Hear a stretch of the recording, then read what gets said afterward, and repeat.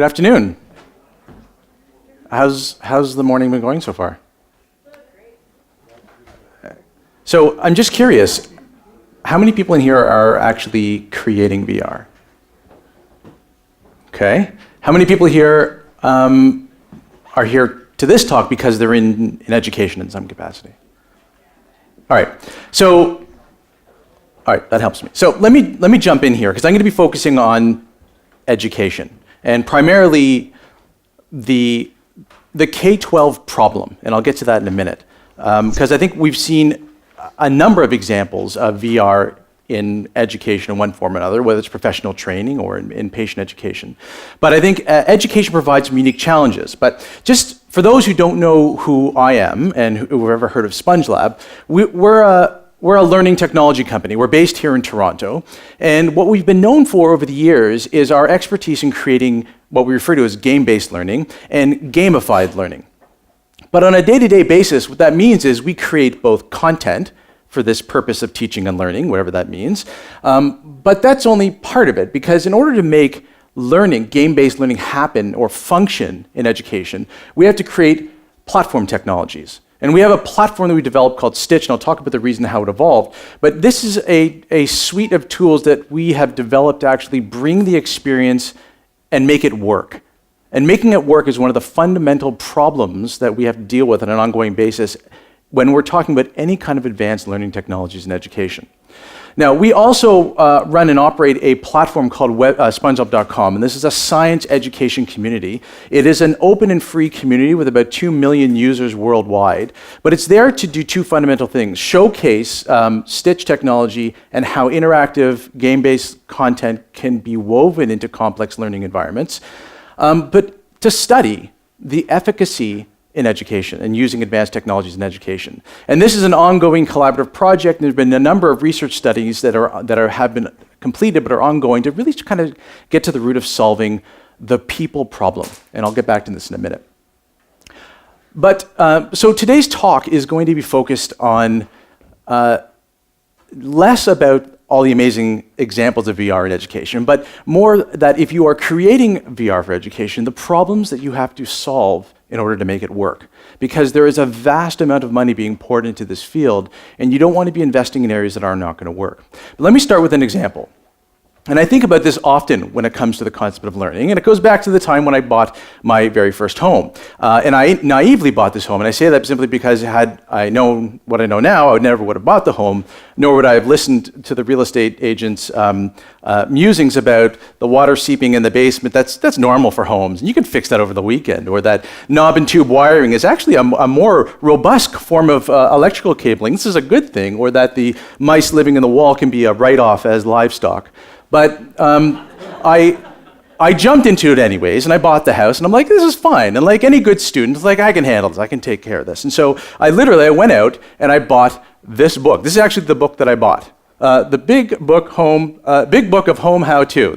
And I read this cover to cover, literally read the book twice, and I learned about electrical wiring, I learned about plumbing, I learned about drywall, all the pitfalls of running a home. I felt like I got this. This is like a weekend project. And so I dug into it. And within a very short time, that's what my basement looked like. And I had sewage coming into the basement. I had my first electrical fire. And I meandered my way through this. But it was a really profound experience for me. And I bring this as a highlight because there's two fundamental things going on here. There's this structure in learning, which helps set the foundation. These are the bits and pieces that you need to know. But it was only until I went through this that I truly experienced the first time I cut a piece of copper pipe, learned how to clean it, and had to do it over and over again to master how to do that solder perfectly. That was the experience. That is where the value, and that's where the learning actually happens. This was my method, this was the structure, but the learning had to happen here. This is what we refer to as experiential learning. And this is absolutely key, and I think this is where VR has an enormous potential and capability in education. I don't think we'll have much debate about the benefits of this. The problem comes when you actually look at the structure between the concept of education and the concept of learning. And I love this quote simply because education is a structure that is something that's being done to you, where learning is something that's really personal. And when it comes to creating advanced learning technologies like VR, if there is a disconnect between these two, it often collapses. And this is the pitfall that I want everyone to try and avoid. And I'll come back to how we actually go about doing this. When you're designing these applications, there's something we like to talk about perceived value. And the perceived value is in terms of the outcomes.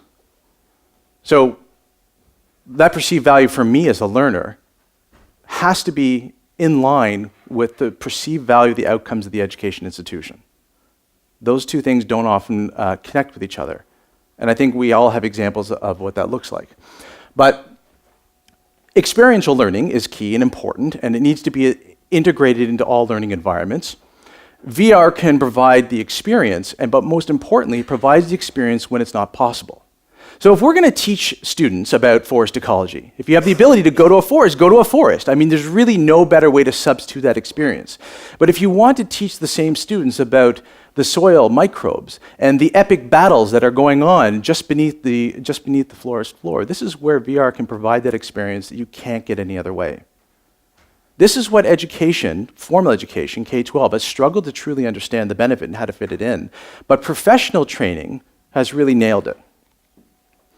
When it comes to this problem, the perceived value has to be greater than the cost to do this. And this is a really important one. This stuff is really expensive. It is very hard to do. And if what you're getting out of it, and I'm talking about all the different stakeholders, whether you're a learner or whether you are a teacher or whether you are an administrator at an institution like Ryerson, if the value of the outcome is not greater than the cost of doing it, it'll never happen, nor should you try. And so I want to just share with you my experience. And I've been building educational games for over 15 years, but VR is a natural extension of where game-based learning has come and where it will ultimately go. And I think there's a really important concept here, and I'll just use it as a parallel. So when we talk about games in education, and literally I've been doing this for a while, and in many cases I was in a talk literally about 10 years ago in the United Kingdom where I was asked not to even use the word game. It was taboo, and I had to refer to it as an interactive simulation of objectives and challenges. But the concept of game is really important. But the importance of it is in the inherent perceived value. And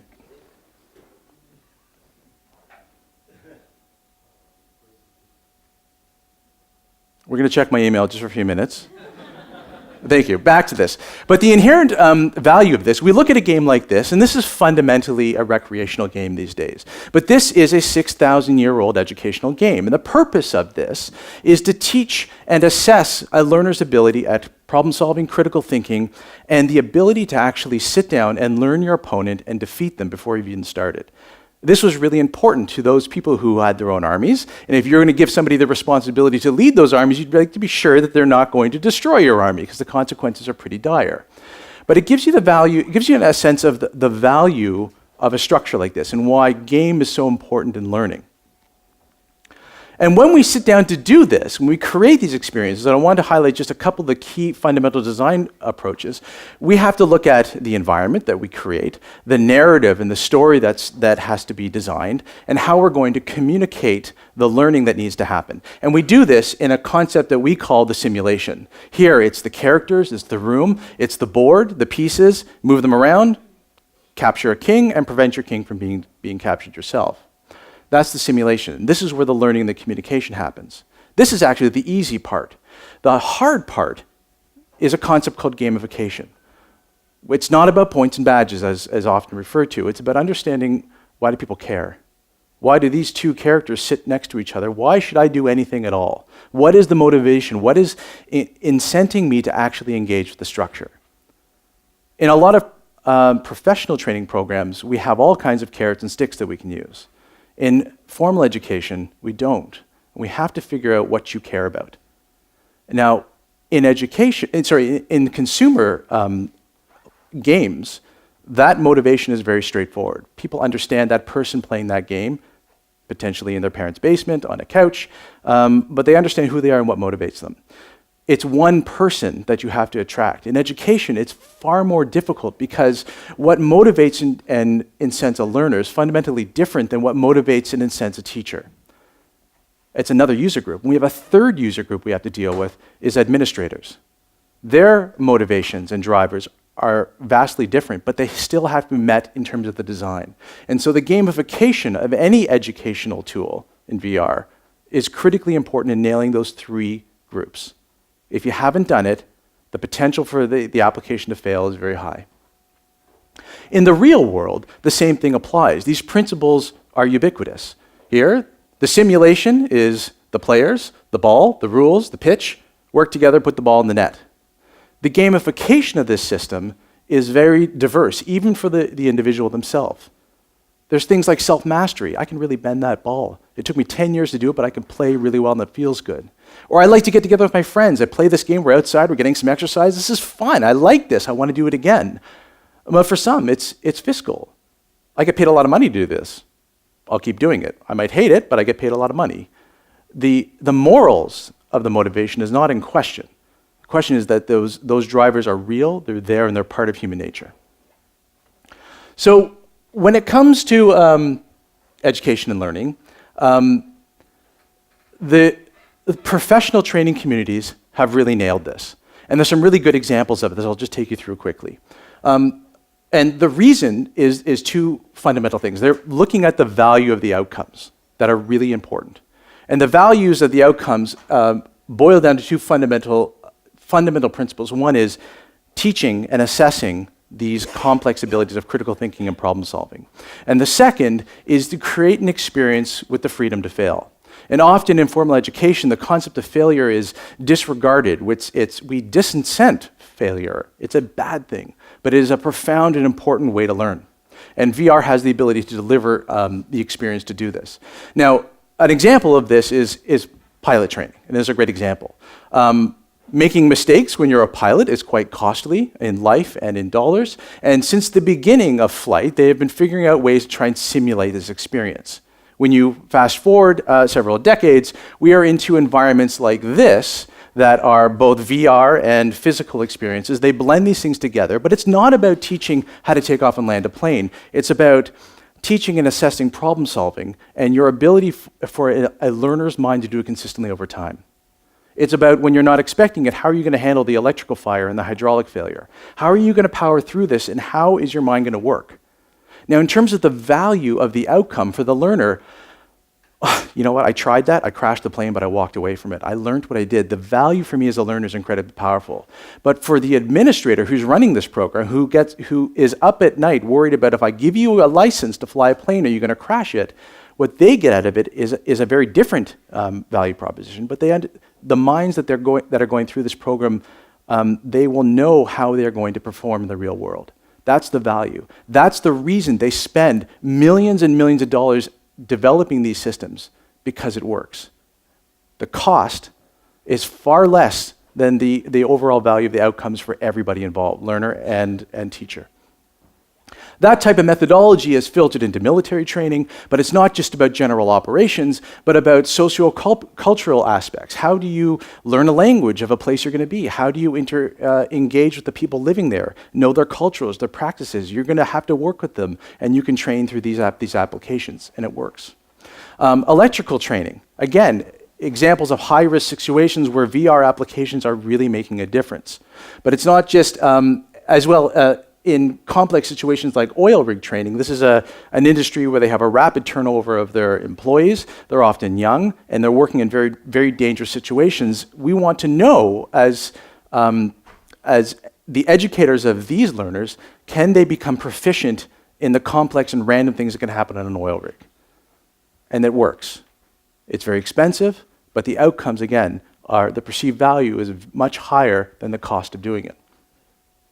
Even in other skills, like the nature of empathy and trying to understand people and being able to put yourself in other people's situations, again, there are advances happening in this type of learning. This is part of everything that we do. We have to learn to interact with other people, and it's often very difficult, but these technologies actually work. So what outcomes does education value? Well, from my perspective, I often hear this word being thrown out all the time, this concept of innovation. Literally, we have an entire ministry here in the province of Ontario that is freaking out about innovation constantly, and they turn to the next ministry over of education, like, what are you guys doing? Well, we can tell you how many people are graduating from high school and how many PhDs we're producing, and we can tell you the scores on their standardized tests. But to deliver on this is where I think VR has, and these types of applications have the benefit. And the equation kind of works like this. And one of the things is really important, this idea of creative thinking. I think creativity is inherent to all of us, but the education system's job is to create environments to allow it to flourish. It's often difficult in a current classroom situation. But you mix this with a sprinkling of creative thinking. But really, the most important part of this is to create environments where learners can take a chance, where they've got a freedom to fail. And this is absolutely crucial. That idea of freedom to fail is not there yet in the formal education. But these technologies have the ability to bring it there. It allows you to experiment, it allows you to try. And it's not about the moment. It's about what you do over time. And these are where these digital technologies really have the advantage. It's really hard for a person to watch a mind change over time, but computer systems can actually do it really well. So what does education value? There's a lot of things, but they often are not just academic, but they're often political. I won't go into it, other to say it's very complicated, but it's not to be ignored. But the work that we do, we have spent a long time creating all kinds of games, and they range from simple short engagement, repetitive engagement games to epic deep learning games that actually assess learners' ability to solve problems and complex problems over time. And again, these are all games, if you're interested, are all free and accessible on Spongelab.com. But this particular game is narrative heavy. It tells an epic storyline, and learners actually have to solve these problems on their own. And they actually can collaborate. And it's built as a web scavenger hunt, and they have to go online to do their own research. But this particular game was run through a research study looking at its efficacy. And when you study it, the students are learning, their scores are coming back and they're going up. Teachers are loving it. But if you turn this game loose, it collapses. And it collapses for one fundamental reason, is that the problem that teachers need solved is not about the content, it's not about the learning, it's about operations. Like, look, the game's great, but I got a curriculum, I got a book, I got a video, I got 1 hour, I'm trying to get home to see my kids at the end of the day. Help me make this work. And that idea of making it work is the value outcome that they value above and beyond anything else. So if you are creating advanced learning tech, like a virtual reality learning experience, if you haven't solved that problem, regardless of how amazing this is, it'll never fly. We've actually spent about 5 years developing a platform which we called Stitch, which is there to solve this operational challenge. The Stitch platform is now, this coming year, is being engaged by University of Ontario and Western University to study the efficacy of bringing advanced learning applications like games and simulations and making it work and trying to understand how to actually solve those operational problems. But looking at that value outcome for obviously the learner, which I think we can do very, very well, to solve the problem for the teacher, what their real needs are, but also solving the problem for the administrator. If you have not nailed all three of those outcomes, there is no justification for the cost investment. That's absolutely key. And often there is so much money being poured into VR, there are so many great initiatives going on, but like many projects, if you haven't dealt with this whole ecosystem, you haven't really thought about that problem, all the way up to the top, the administrators, the people who are cutting checks, it'll never get adopted. And this is what you're seeing in education today. You're seeing this happen. There's all groups across the world trying to bring VR into classrooms, but it's like, it's $10,000 for every single classroom. You know what, we got to get it all set up. That problem hasn't been solved. And you're seeing the general reaction to it. It's like, it's great, we had a great field trip, there's some learning happening, but forget it. I'm going back to my worksheets. So I'll leave you with a few take-home messages for those of you who are trying to either use this or create this, there's sort of five fundamental things I think you need to deal with when you're starting these projects. One is ensure that whatever your VR that you're developing is blended. And what I mean by that is you can't assume that the VR is the whole experience. The VR that you create has to connect with the book, has to connect with the curriculum, the videos, and the tech that's in the classroom. If you haven't dealt with that ecosystem, the likelihood of project failure is high. The second is assessment. You must have some form of assessment that comes out of this. A teacher and a student need some way to validate that what they did has occurred. And there's many different strategies to do this, but don't ignore this idea of assessment. We had an amazing exploratory journey inside the Giza pyramid, but without an objective or a challenge, something to measure, the experience is greatly diminished. The third is personal validation. People who are using this, whether you're a student or a teacher, must feel validated in what they're doing. Look, I spent all this time, I have to get something out of it. The cool factor wears off pretty quickly, and I have to understand that there was something meaningful for me. I soldered that pipe together. That was very important personal validation for me. The fourth is that the cost is connected to the institutional validation. I think it's pretty straightforward. And it's something we don't often think about, that those who are writing the checks must have some kind of value proposition output of the application itself, or they will not sign the second check. And that's really important to know when you're developing these applications. And the third is that it integrates with platforms. And this is a lot of talk, even at this conference, about whether it's cloud storage or whether it's broadband distribution of VR content. All those things may be true, but if it cannot integrate with existing platforms that are out there that schools are using, that universities are using, it'll never get adopted. It has to seamlessly work with everything that's out there. Make it easy.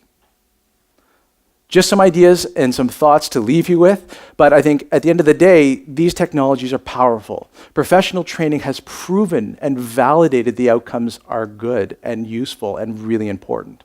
And the work that's going on now is to figure out how to make it work in the formal education, because this is where it counts. This is the future of innovators that we need to be training. And with that, I'll stop it there and open it up for some questions. Thank you.